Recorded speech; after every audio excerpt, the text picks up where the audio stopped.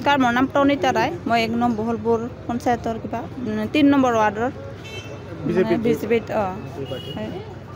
আপুনি কি হিচাপে নিৰ্বাচিত হ'ল? আমাৰতো ইয়াত ভোট হৈছে, মানে 50-50 হৈছে। পিছত 50-50 হোৱাৰ পিছত প্লেণ্টি হৈছে। প্লেণ্টিত মানে মই জিকি গ'লোঁ। টছ হৈছিল? টছ হৈছে, হয় হয়। কি নাম আপোনাৰ? নমস্কাৰ, মোৰ নাম প্ৰণীতা ৰায়। কোনখন পঞ্চায়ত? 1 নং বহলপুৰ। কোনটো পষ্টত আপুনি এতিয়া হেৰি হ'লে, বিজয় হ'লে? মই উপসভাপতি। মই নমস্কাৰ, মোৰ নাম শ্ৰী গীতাৰাণী ৰায়। মই বহলপুৰ 1 নং বহলপুৰ পঞ্চায়তৰ পৰা মানে এই প্ৰেচিডেণ্ট এৰিত আজি জয়ী হ'লোঁ। জয়ী হৈছে আপুনি? হয়। কোনটো ৱাৰ্ডৰ পৰা আপুনি এনে সদস্য হিচাপে জয়ী হৈছিল? 2 নং ৱাৰ্ড। বৰপৰা পাৰ্ট 1 2 নং ৱাৰ্ড। পিছত কেনেকৈ প্ৰেচিডেণ্ট হ'ল, মানে কেনেকৈ ভোট হ'ল নেকি? ভোট হ'ল, তাৰপিছত হেৰি হ'ল আৰু ভোট মানে সমান আছিলে আমাৰ দুয়োটা হেৰিয়ে, দুজন আমি আছিলোঁ প্ৰাৰ্থী। তাৰপিছত কিবা কৰে চাৰিজনে ভোট হ'ব, ভোট হ'ল আৰু ভোটত মই এটা ভোটত জিকি গ'লোঁ। কেনেকুৱা এতিয়া অনুভৱ? বহুত মানে মই মানে ভবাই নাছিলোঁ মই যে হ'ম, মানে মই আচলতে নিজে ইচ্ছা কৰা নাছিলোঁ। তাৰপিছত আমাৰ ইমিয়ে সহায় কৰিলে, মোৰ হেৰিখিনিয়ে সহায় কৰাতে আৰু এইখিনি। এটা কথা লক্ষ্য যে আপুনি 2012ত এবাৰ নিৰ্বাচন খেলিছিল বিজেপিৰ, যেতিয়া বিজেপিৰ অস্তিত্ব প্ৰায় অসমত নাছিল, একদম নাছিল।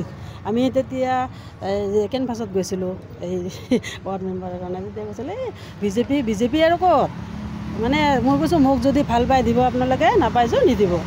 তথাপিতো মই 7টা ভোটত মানে হাৰিছিলোঁ তেতিয়া মানে কোন চনৰ কথা এইটো? 2013।